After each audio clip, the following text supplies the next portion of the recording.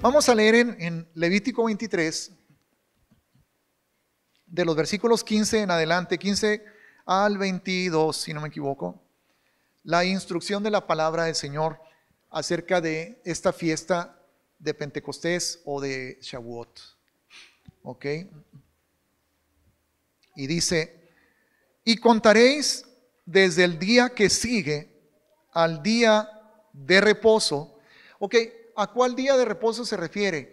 Bueno, recuerden que anteriormente en este pasaje vimos que nos instruye sobre Pesaj, el día 14, es cuando el cordero era sacrificado en la fiesta que Yahweh ordenó para cada año, y es la fecha, el día 14 de Aviv, en la que Yahshua fue crucificado, porque Él es el Cordero de Dios que quita el pecado del mundo.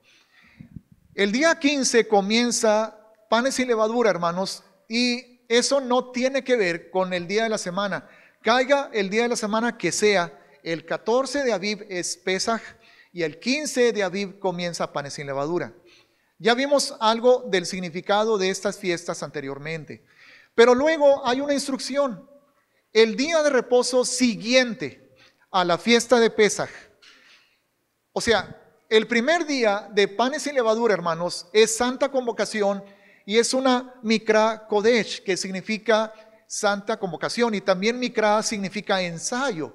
Entonces, ese es día de descanso, también caiga el día que caiga. Entonces vamos a repasar esto. Yahshua murió en miércoles, que fue 14 de Aviv. Ese miércoles en la noche, en la tarde, comienza panes sin levadura, y ya más bien siendo jueves, porque al atardecer ya no es miércoles, ya es jueves. Entonces, comenzando el jueves, sepultan a Yahshua, ¿ok? Y comienza panes sin levadura. Entonces, la indicación de la palabra del Señor era que del siguiente día de reposo, ahora sí semanal, el séptimo día de la semana, al día siguiente se celebrara primicias. Por lo tanto, podía caer, vamos a decir, Pesaj en un domingo, primer día de la semana, martes sería panes sin levadura, y entonces hasta el siguiente Shabbat semanal, al primer día, al día siguiente del Shabbat, sería la fiesta de las primicias. Entonces, quiere decir que en diferentes años hay diferente duración entre el Pesaj y primicias, ¿ok? Puede haber años en los que sea una semana completa.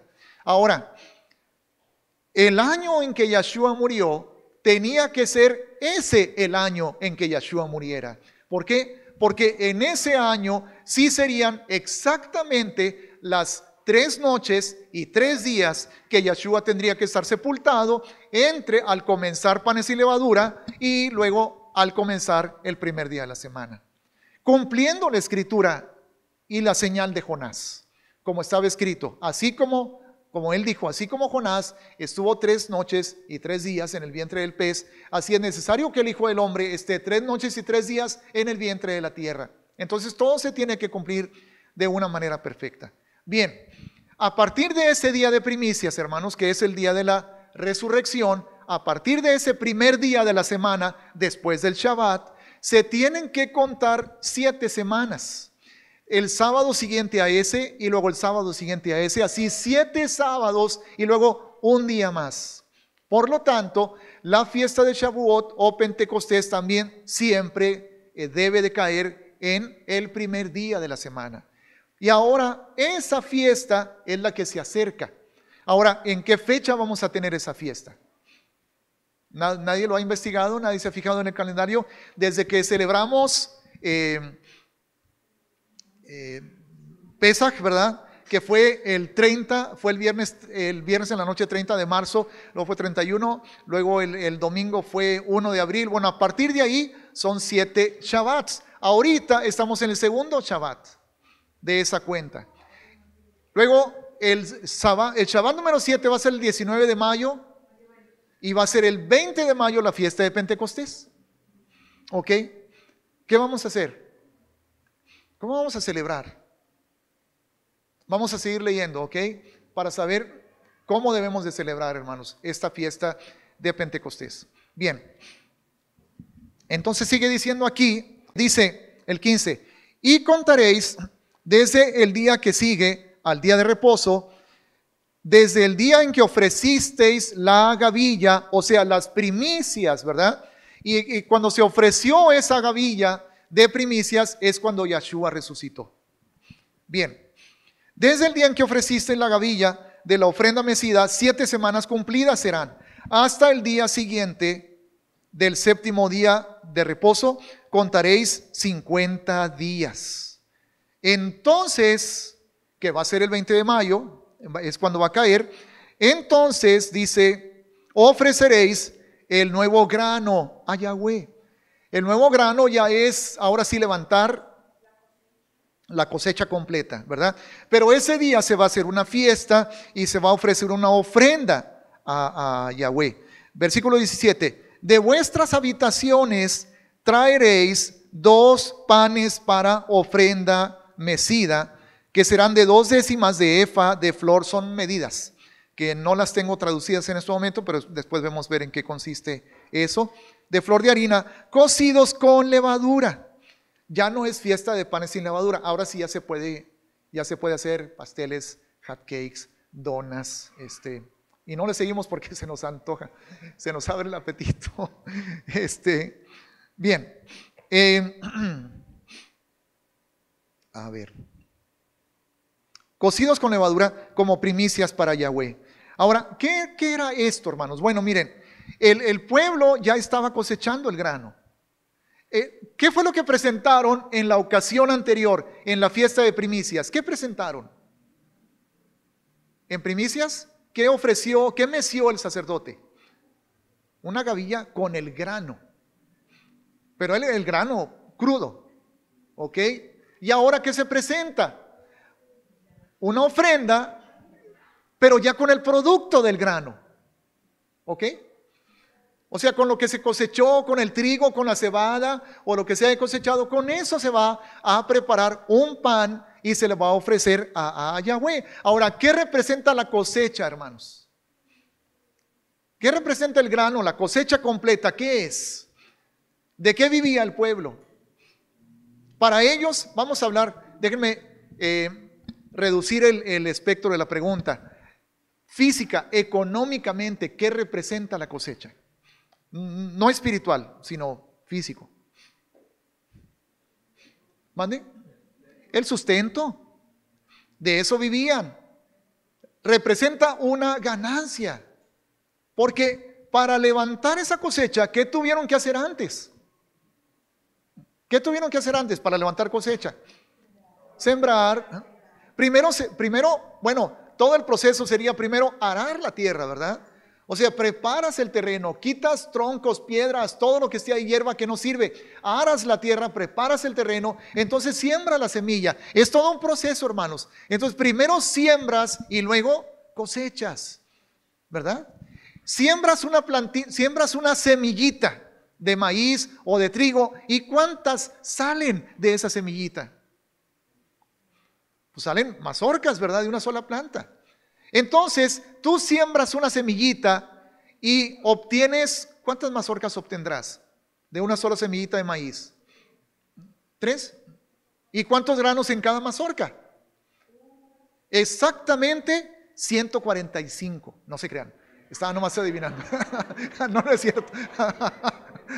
No lo sé, no tengo idea. Pero miren, tú sembraste una semilla y cosechaste cientos de granos de una semilla. Ok, a ese excedente se le llama tu ganancia. Y de esa ganancia, decía el Señor, preparen panes y tráiganlos al templo. Ok. Ahora, algo muy importante que luego vemos que aquí vamos a seguir leyendo, hermanos. Vamos a seguir viendo qué más dice. Versículo 18. Y ofreceréis con el pan 7 corderos, no cada familia, no. El pueblo de Israel era por la nación, no por cada familia. Todo el pueblo de Israel tenía que ofrecer a Yahweh estos sacrificios. 7 corderos de 1 año, sin defecto, un becerro de la vacada y 2 carneros serán holocaustos a Yahweh, con su ofrenda y sus libaciones, ofrenda encendida de olor grato para Yahweh. Ofreceréis además un macho cabrío por expiación y 2 corderos de 1 año en sacrificio de ofrenda de paz. Ahora, ofrenda de paz, hermanos, es una expresión que, o más bien es una clase de ofrenda que no tiene nada que ver con el perdón de los pecados, tiene que ver con agradecimiento. Cuando el pueblo recibía alguna liberación especial, los enemigos los atacaron y Yahweh los libró de manos de sus enemigos, ellos ofrecían ofrenda de paz. Cuando una persona terminaba un voto, por ejemplo, que alguien hacía voto de nazareo y decía, no me voy a cortar el pelo, no voy a beber vino y no voy a tocar a ningún muerto durante 1 año, 2 años o 5 años, cuando terminaba el voto, realizaba una ofrenda de paz. Entonces, una ofrenda de paz no tiene nada que ver con reconciliación, hermanos. Que muchas veces se piensa que, por eso hay muchos esposos que creen eso, hicieron enojar a la esposa y en lugar de reconocer su error y pedirle perdón, ¿verdad? Y decirle, viejita, la regué, van y compran flores y ya que creen que con las flores, a menos que sí funcione con algunas, ¿verdad? Pero como que es una ofrenda de paz, ¿verdad? Mira, te traje chocolates. Así como para que diga, ay, mi amor, ya se me olvidó, ya no pasa nada, ¿verdad? Y no es correcto, no está bien. Los problemas hay que hablarlos, platicarlos, todo, ¿verdad? Pero bueno, no ese es el tema. El asunto es que la ofrenda de paz en la palabra de Dios no tiene nada que ver con reconciliación, tiene que ver con adoración y con gratitud. Es decir, por esta cosecha, Señor, gracias. Por tu bendición, por haber enviado la lluvia a su tiempo, por habernos librado del ladrón y el salteador, por haber reprendido por nosotros al devorador. ¿Alguien recuerda dónde está esa promesa? Yo reprenderé por vosotros al devorador. En Malaquías 3, donde dice, traed vuestros diezmos al alfolí, probadme, y vean que yo les voy a enviar bendición y voy a reprender por ustedes al devorador. Entonces la ofrenda de paz, hermanos, era una ofrenda de gratitud y de adoración al Padre, ¿verdad? Ya que estamos en ese punto, sí quiero comentar que también es cierto, hermanos, que personas, yo he escuchado testimonios, he escuchado a personas creyentes, o sea, hermanos en Cristo, que de pronto están pasando por una situación muy difícil, alguien enfermo en la casa, de gravedad, y esas personas se meten en oración y en ayuno, y hablan con el Señor y le dicen, Señor, si tú sanas a mi hija, a mi esposa o a mí, yo no sé, diferentes cosas, entonces yo te prometo que hago esto y esto y esto, y hacen un voto, ¿ok? De hecho, también he escuchado que en algunas congregaciones, no de aquí de Pedernera, sino lo he escuchado en televisión, en internet, de pronto dicen el pastor o la persona que está predicando, ¿tienes alguna necesidad? ¿Tienes alguna situación económica difícil? ¿Hay una persona enferma en tu casa? Haz un pacto con Dios y trae una ofrenda de $100, trae una ofrenda de $200, haz un pacto, o sea, caray.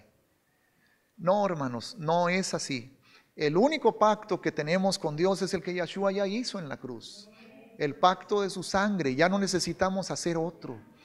Porque si hacemos pactos con Dios para esto, para lo otro, primero que nada estamos condicionando nuestra entrega.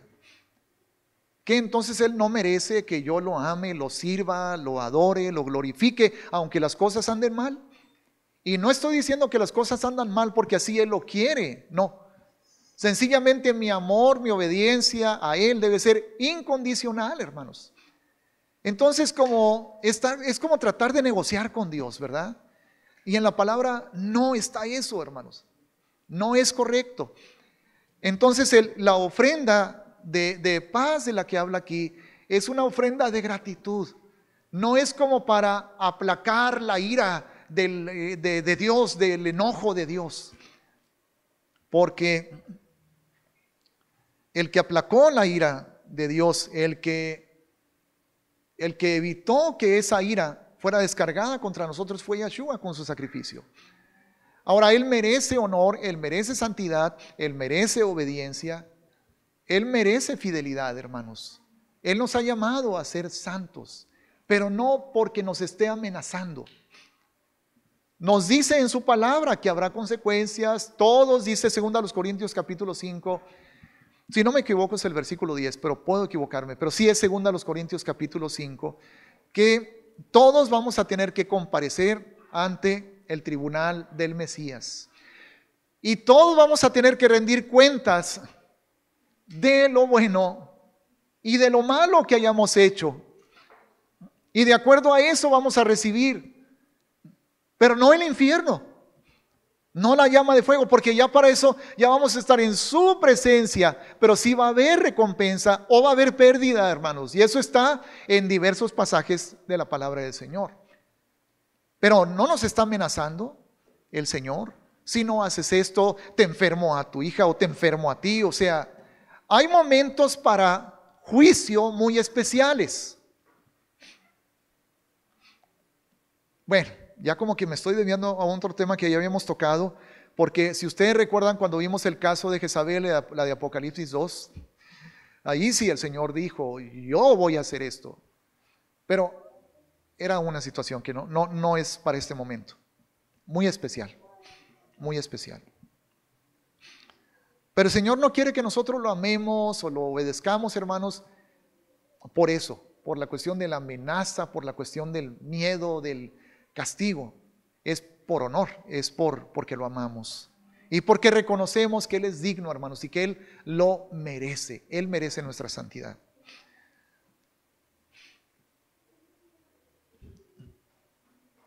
Versículo 20.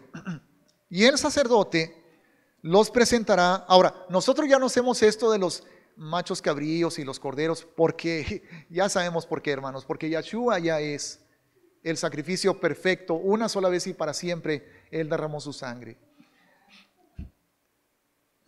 Y el sacerdote los presentará como ofrenda mecida delante de Yahweh, con el pan de las primicias y los 2 corderos. Serán cosa sagrada a Yahweh para el sacerdote. Y convocaréis este mismo día, o sea, durante la fiesta de primicias, santa convocación. O sea, sí debemos de convocar, sí debemos de reunirnos, porque es para celebrar la fiesta. Ningún trabajo de siervos haréis, estatuto perpetuo en donde quiera que habitéis por vuestras generaciones.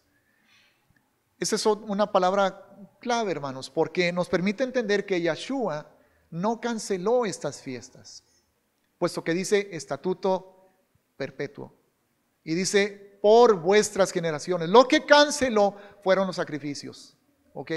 Porque de hecho, hermanos, resulta que después de que Yeshua murió, que entregó su vida por nosotros en expiación por nuestros pecados para salvarnos y redimirnos del pecado, el Señor lo manifestó esa salvación, manifestó su justicia en el mismo momento en que Yeshua expiró.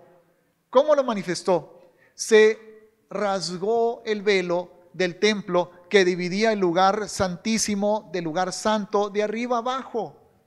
¿Qué dijo el Señor? A partir de ese momento estaba declarándole a su pueblo Israel, estaba declarándoles, ya esto ya no funciona. Ahí Abba, Yahweh, está diciendo, en este instante queda cancelado, queda cancelada la ley ceremonial de los sacrificios. Porque la sangre de mi hijo es suficiente. Es más que suficiente. Como lo dijo Pablo en Hebreos, la sangre de los machos cabríos no puede hacernos perfectos, porque tenemos que estar, bueno, el pueblo de Israel, ¿verdad? En aquel tiempo, tenían que estar yendo continuamente a presentar sacrificios. Era ese pacto, el pacto de los sacrificios, de los corderos y de los holocaustos, era un pacto defectuoso. Porque era temporal. ¿Y por qué defectuoso? Pablo lo dice, porque no puede quitar las inmundicias. El pacto perfecto es el de la sangre de Yahshua. Y como dice Pablo, no se quitan las inmundicias, por eso tenemos que estar viniendo. Entonces, ¿qué quiere decir, hermanos, ahora para nosotros? Que ya no tenemos que estar yendo a presentar sacrificios. Que la sangre del Cordero de Yahweh sí nos hace limpios, y lo dice Hebreos 10, y nos hace perfectos para siempre. Para siempre, hermanos. Ahora, ¿qué quiere decir eso? ¿Que ya no importa si peco? Me hace perfecto en el sentido de la justificación. Me hace perfecto en el sentido de que siempre estoy capacitado para venir ante su presencia, hermanos. Pero eso no quiere decir que, ándale, no le hace, pécale, no pasa nada. Ya eres perfecto. Desobedece los mandamientos, no importa, no afecta nada. No, hermanos, no quiere decir eso. ¿Por qué? Bueno, por algo dice Pablo, y no contristéis al Espíritu Santo de Dios, ¿verdad? El Señor me ama incondicionalmente. El Señor ya perdonó mis pecados por medio de la sangre del Mesías. Él me acepta. Pero eso no significa que a Él no le afecta mi desobediencia o mi rebelión o mi testarudez. Como cuando la gente dice, no sé cuántos han escuchado, que de pronto a mí me ha tocado platicar con alguien, a lo mejor a ustedes también les ha tocado, acerca de alguna situación con la que esa persona está batallando, y dice la persona creyente, dice, sí, hermano, yo sé, sí comprendo, hermano, pero Dios está tratando conmigo. No sé, ¿han escuchado eso? Dios está tratando conmigo. ¿Cómo? O sea, trata y no puede, ¿o qué? Lo está intentando. No. Tú eres el que te está resistiendo. Tú eres el que se revela y no te sometes, no te humillas. No le dices, Señor, tú tienes la razón. Tú estás bien, yo mal. Y yo soy el que necesita cambiar, Padre. Tu palabra es verdad. Pero nos hizo perfectos para siempre. Significa perfectamente justificados. ¿Ok?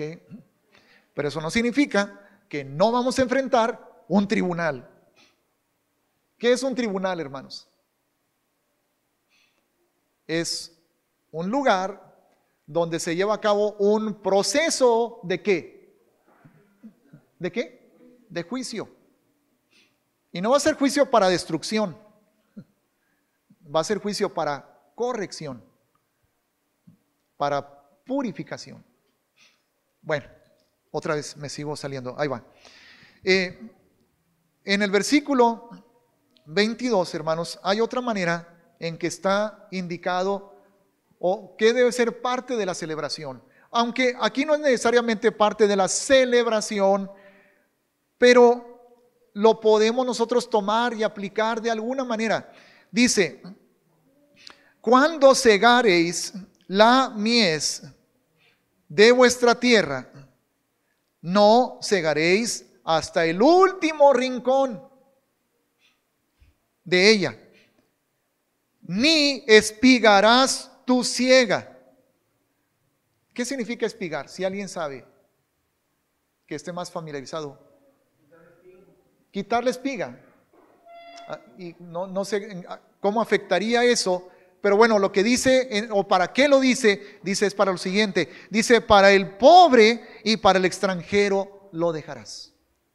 O sea, no trates de recoger toditito. No. Que te quede ahí en el campo. Déjalo en el campo. ¿Para qué? Porque hay en medio de ti personas sin hogar, hay personas de escasos recursos y hay personas que van de paso. Hay inmigrantes, son extranjeros y no tienen que comer. Entonces parte de la fiesta es que tú los alimentes. Ahora, ¿qué dijimos que es la mies, hermanos? ¿Qué dijimos que es la cosecha ya para nosotros en el aspecto económico? Es nuestra, ¿qué cosa?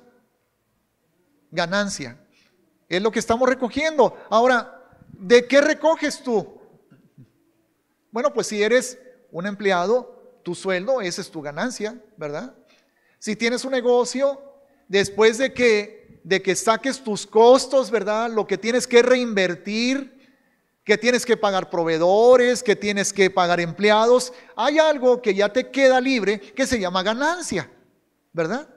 Bueno, seas empleado, seas profesionista, seas comerciante, seas lo que seas, pero que tengas un ingreso, entonces tú tienes una ganancia. Y de esa ganancia, el Señor dice, alimenta al pobre. ¿Ok? Alimenta al pobre. Vamos a... Bueno, ahora déjenme comentarles antes de avanzar, que según la enseñanza dentro del pueblo judío, hermanos, Pentecostés, o sea, 50 días, eran 50 días después de primicias, o a partir de primicias, no necesariamente de Pascua o de Pesaj, pero eran 50 días. A partir del momento en que Israel sale de Egipto, que fue la madrugada del 15 de Aviv, recuerden, el 14 de Aviv se ofrece el cordero, se sacrifica, el Señor los libra porque habían puesto la sangre del cordero en las puertas, y entonces salen el 15, está apenas comenzando el día 15 después de haber cenado, ellos ya salen, ¿verdad? Ok, 50 días después de eso, hermanos, llegaron a Sinaí. Más bien ya habían llegado, pero 50 días después, ya estando en Sinaí, el Señor les da sus mandamientos y manifiesta su gloria y manifiesta su presencia. Y ustedes pueden ver Éxodo capítulo 19, no lo vemos ahorita para poder acortar algo el tiempo, que no sea tan largo el mensaje, pero les sugiero que en sus casas ustedes lean Éxodo 19. Hubo una manifestación de Dios como pocas veces en toda la historia bíblica, hermanos. Entonces, ese día es cuando ellos estaban celebrando su primer Pentecostés. Derramamiento de la presencia, de la gloria. Ahora, aquí hay algo que no sucedió porque no se podía. Yahweh manifestó su espíritu, su poder y su gloria, pero no los llenó a ellos. No entró en ellos, porque no se podía, puesto que todavía no venía la redención por medio del Cordero. Pero vamos a ver, hermanos, un pasaje que es profético y que se encuentra en el libro de Zacarías, que es el penúltimo del Antiguo Testamento. En el capítulo 4, ya lo hemos estudiado anteriormente como bastante detenidamente. No lo vamos a hacer tan detenidamente en este momento, pero sí para que tengamos una idea, hermanos, de lo que se está anunciando.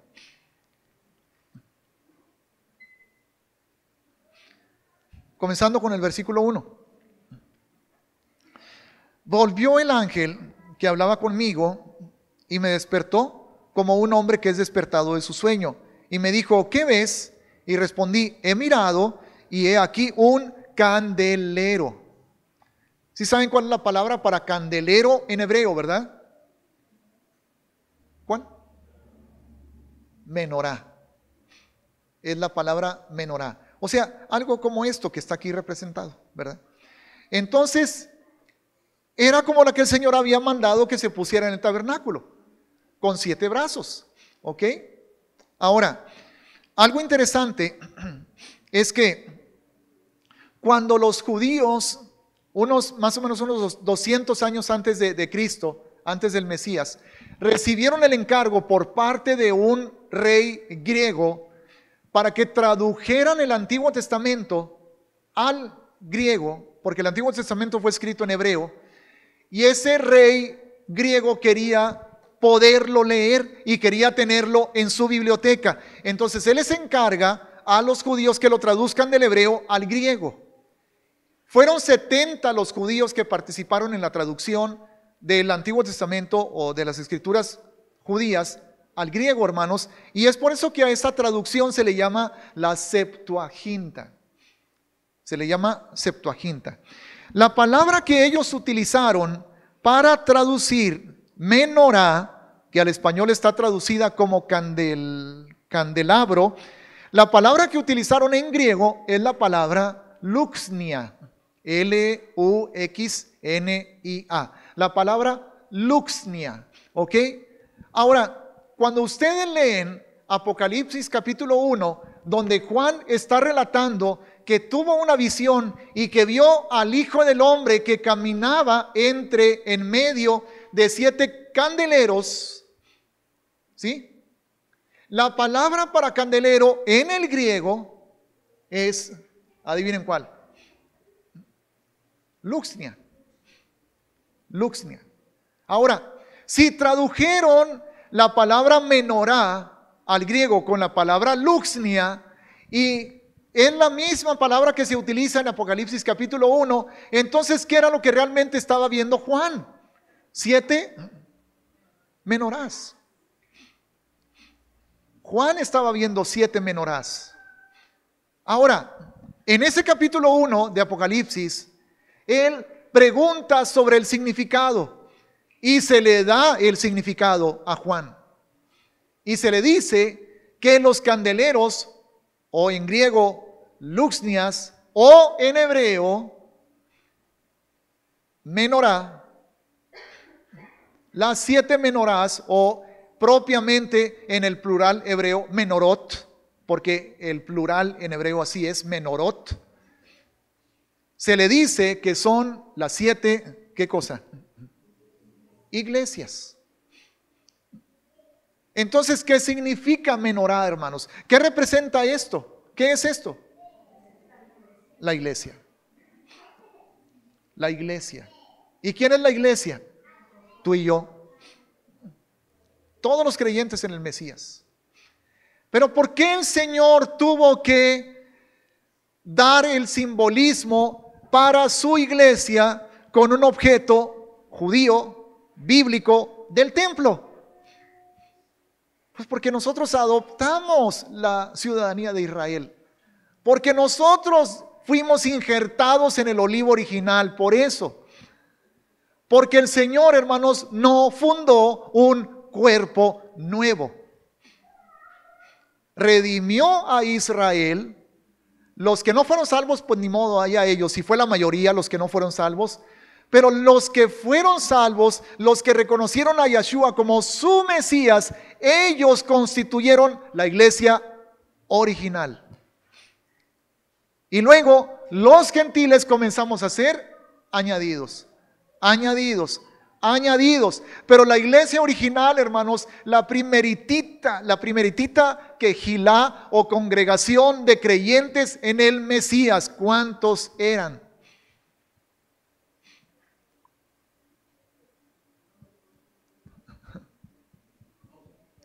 Esos fueron los primeros discípulos.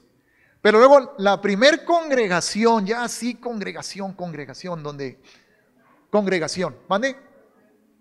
120 en el aposento, cuando recibieron el Espíritu Santo. Pero ese mismo día se añadieron 3,000. Entonces, en la mañana eran 120, ya para el mediodía eran 3,120. ¿Ok? Ahora, todos los 120 que estaban en la quejilá original eran judíos. Luego, todos los 3,000 que se añadieron ese mismo día eran judíos. Entonces la iglesia es judía, hermanos. La iglesia es Israel. Pero comenzaron a añadirse los gentiles. Comenzaron a venir al Mesías. El Señor no dijo, bueno, allá una iglesia nueva por allá por Éfeso o por Corinto. No, no, no. La iglesia comenzó en Jerusalén, en el aposento alto, en la fiesta de Shavuot. La iglesia es judía, hermanos, punto. es israelita. El salvador de la iglesia, judío. Los primeros discípulos, los 12 apóstoles, como dijo el hermano Ricardo, judíos. Los primeros 12 que estaban ahí esperando la manifestación del Espíritu Santo, judíos. Los 3,000 que se convirtieron, judíos. ¿Ok? Entonces no fue una cosa nueva, hermanos. Fue el cumplimiento de las promesas a Israel. Cuando dijo en Jeremías 31, haré un pacto nuevo con ustedes. Voy a poner mis leyes en sus corazones y las voy a escribir en sus mentes. Voy a perdonar sus iniquidades y ya no me acordaré más de sus pecados. Y luego en Romanos capítulo 11, Pablo nos explica qué pasa. Que del olivo silvestre, el Señor a las ramas que creen en el Mesías, las corta de allá y las trae y las injerta en el olivo original. ¿Ok? Entonces entendamos, hermanos, que aquí en Zacarías 4 vamos a ver una descripción y una profecía de la iglesia. En Zacarías 4. Y regresamos. He mirado al versículo 2 y aquí una menorá toda de oro con un depósito encima, arriba. Aquí está la menorá, arriba un depósito. ¿Ok? Y sus 7 lámparas, ¿cuántas? 1, 2, 3, 4, 5, 6, 7. ¿Le atiné o no? Ok. Y luego dice, sus 7 lámparas encima del candelero. Ahora, lo que pasa, hermanos, es que recuerden lo que Yeshua dijo en Mateo 5, creo que sí, ¿verdad? Mateo 5, 14 y 16, donde dice, vosotros sois la luz del mundo, nadie enciende, ¿qué dice? Nadie enciende una ¿qué? Una luz, o sea, en una lamparita, y la pone ¿dónde? Debajo del almud. No la pones ahí, ¿verdad? Enciendes una lamparita, enciendes una luz y la pones ¿dónde? ¿Sobre el qué? Candelero. Sobre la menorá, ¿verdad? La pones sobre la menorá. O sea, quiere decir que la lamparita es removible, ¿verdad?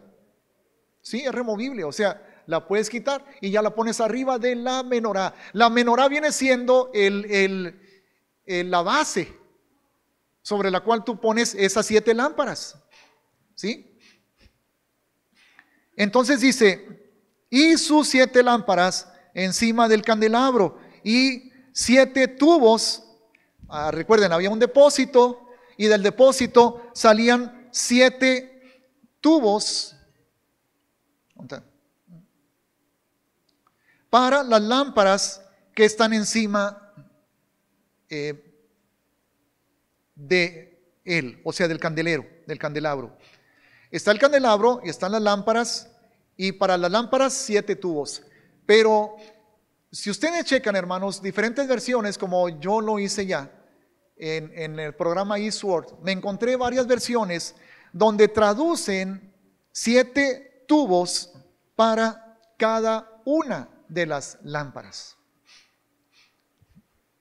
Porque así como lo estamos leyendo aquí, aparentemente es un tubo para cada lámpara, ¿verdad?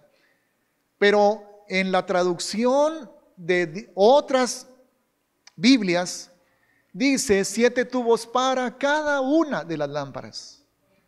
49. 7 por 7, 49. Más un día.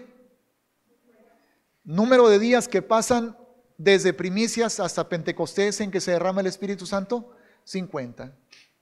Entonces, ¿qué está siendo profetizado aquí? La fiesta de Pentecostés, hermanos. ¿Cuándo esa menorá nacería? Israel nació con la manifestación de la gloria de Yahweh en Sinaí. Ahí, dice Jeremías 31, yo desposé a Israel, me convertí en su marido. Así lo dice. Pero en el cumplimiento de Pentecostés, recuerden, hermanos, las fiestas anuncian algo que va a pasar. Las fiestas profetizan algo que va a pasar. ¿Qué profetizaba Pesaj, hermanos? ¿Qué profetizaba el 14 de Abib, Pesaj? Profetizaba el sacrificio de Yahshua en la cruz. ¿Qué profetizaba la fiesta de panes sin levadura? Su sepultura. ¿Qué profetizaba primicias? Su resurrección. ¿Y qué profetizaba Shavuot o Pentecostés? El derramamiento del Espíritu Santo sobre su pueblo Israel. Sobre su pueblo Israel. ¿De dónde vendrían también los gentiles? ¿A dónde vendrían? Ahora vamos a ver aquí. 3. Y junto a él 2 olivos. Ah, caray. ¿Cuáles 2 olivos? ¿No serán los 2 de Romanos 11? O sea, está hablando de las 2 casas efectivamente, porque así está confirmado en diferentes pasajes del Antiguo Testamento, como en Ezequiel 37. Toma 2 palos y júntalos en uno, y en uno escribe Judá y en el otro Israel. Pero de alguna manera, ¿qué representa Israel? A todos los gentiles. Ahí estamos representados nosotros, hermanos. Y en Romanos 11 dice Pablo, de aquel olivo donde está Israel, porque Israel está allá con los gentiles.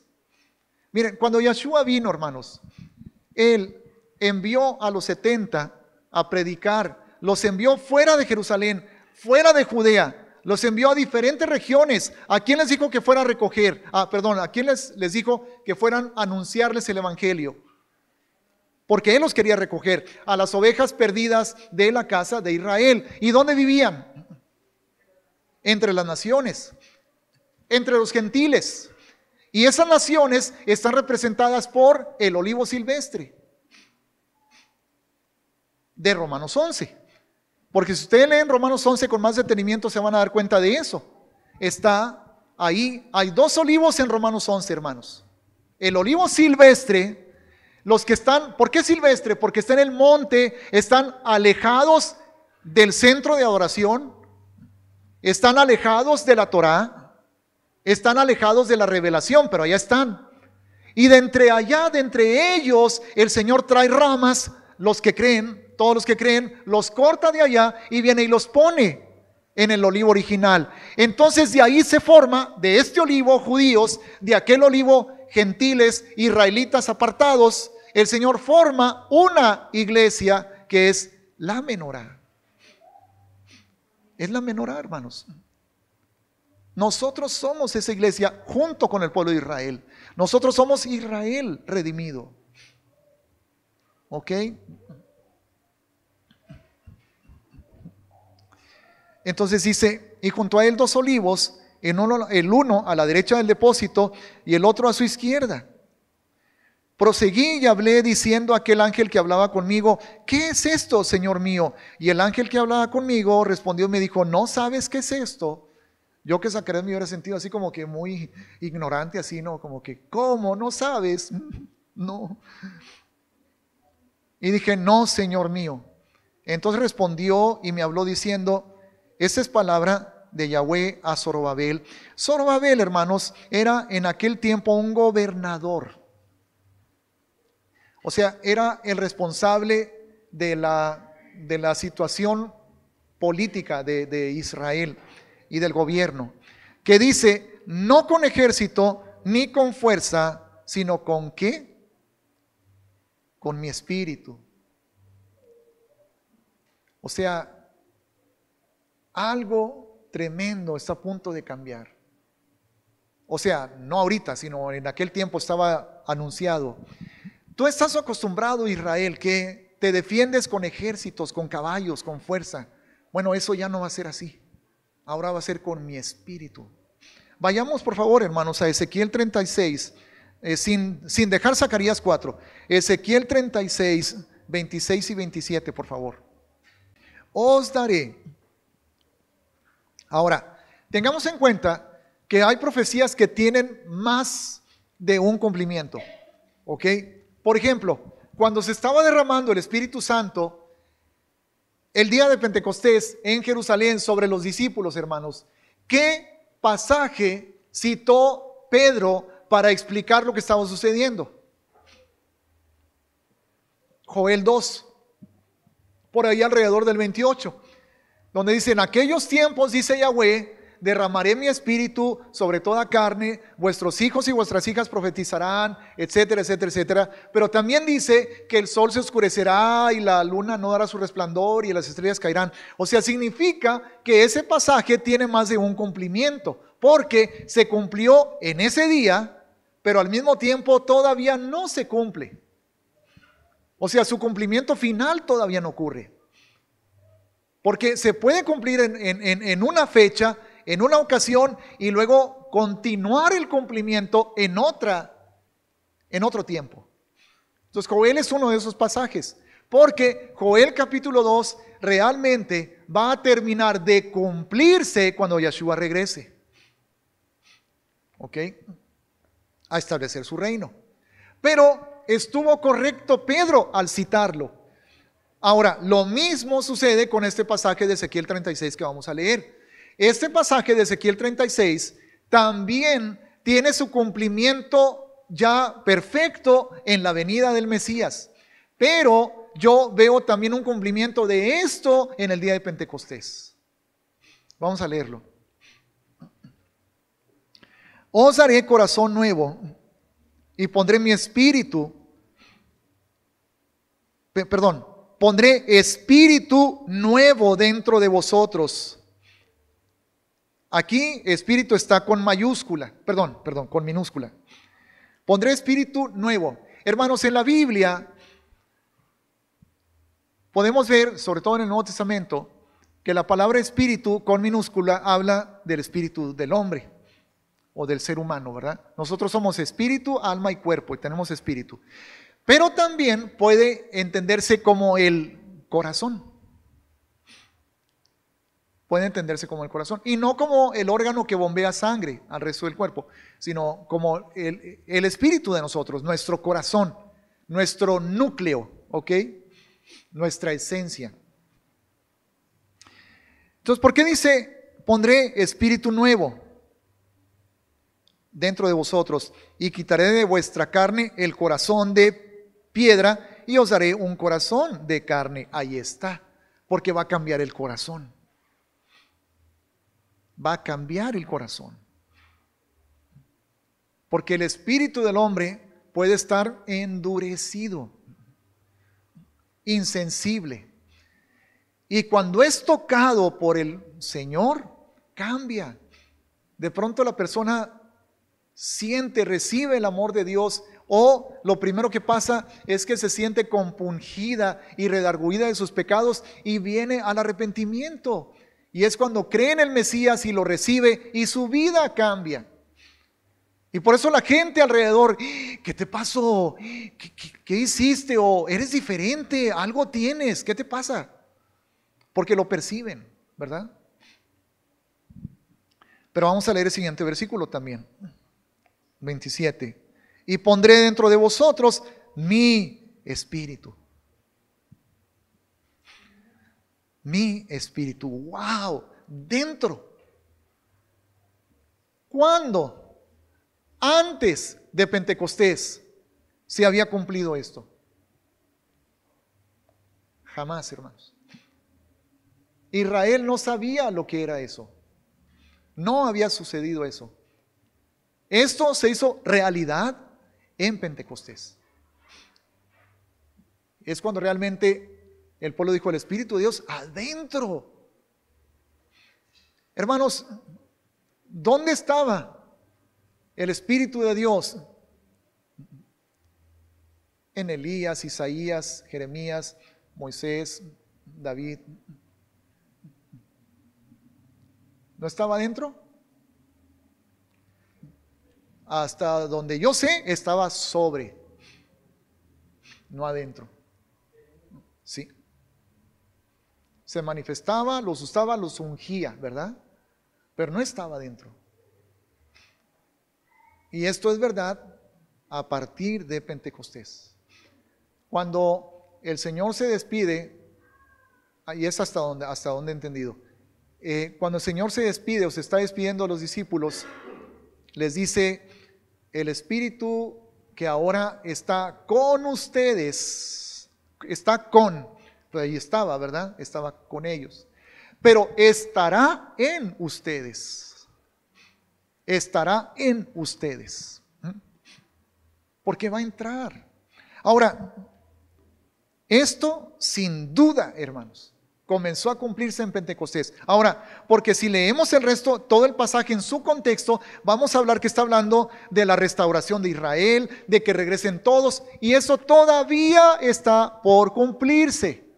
Ezequiel 36 no se ha cumplido en plenitud, falta, pero empezó.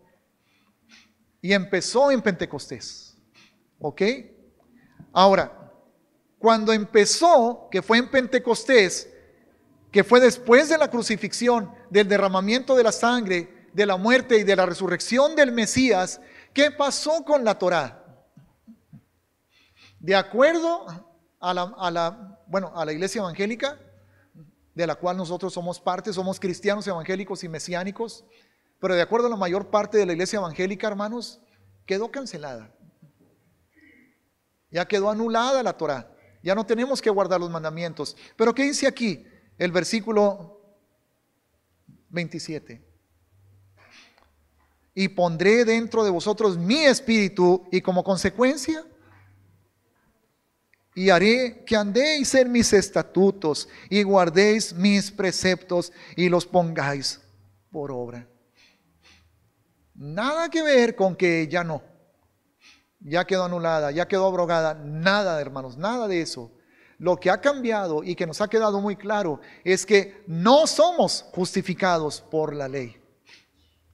Que cuando Pablo dice, pues ya no estáis bajo la ley, sino bajo la gracia, se refiere a que ya no dependemos de la obediencia a los mandamientos para ser salvos. Y ya no estoy bajo el castigo y la condenación de la Torá. Porque la Torá dice, tienes que morir.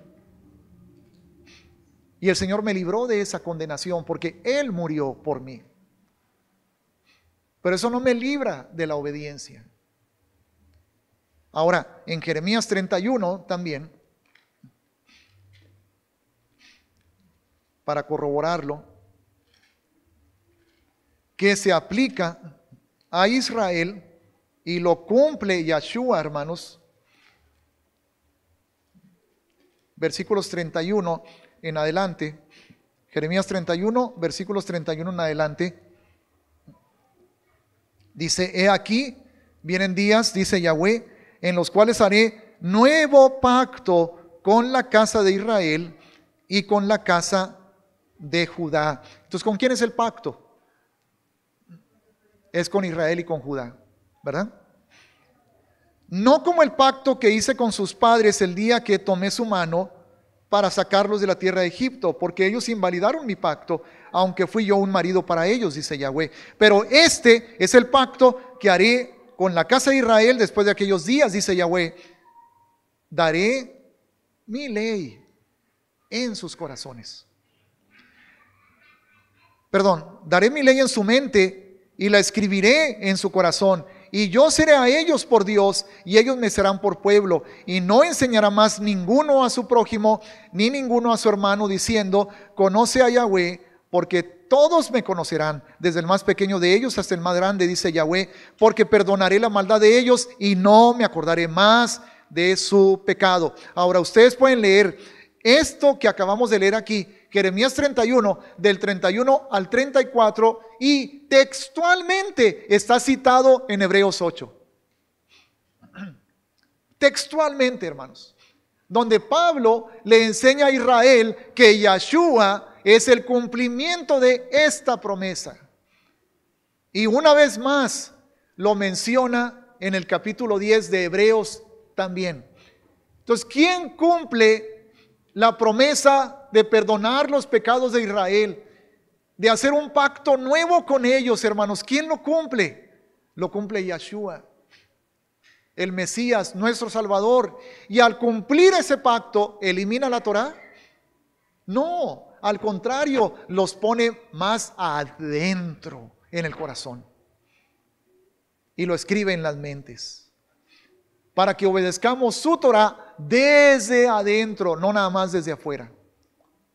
O sea, obedecer la Torah por fuera quiere decir, te odio, pero me aguanto las ganas de matarte. Obedecer la Torah por fuera. Te odio, pero me aguanto las ganas de matarte. Y ya con eso estoy obedeciendo al mandamiento, no matarás. Pero cuando Yeshua pone su ley adentro, en el corazón, entonces yo ya no te puedo odiar. Ya no te puedo aborrecer. Y ya no te mato en mi corazón. Porque en Mateo capítulo 5 dice Yeshua, les fue dicho, no matarás, pero yo les digo que si alguien de ustedes aborrece a su hermano en su corazón, ya lo mató. ¿Verdad? Entonces Yeshua puso su ley dentro de mí para que ahora yo obedezca esa ley desde adentro. Ya no nada más me aguanto las ganas de matarte. No, ya no es eso. Ahora ya te amo. No te aborrezco, te perdono. Y te bendigo. El Señor no quitó la Torah, hermanos. La puso adentro de nosotros por medio de su Espíritu Santo. ¿Ok? Es por eso que, regresando a Zacarías 4,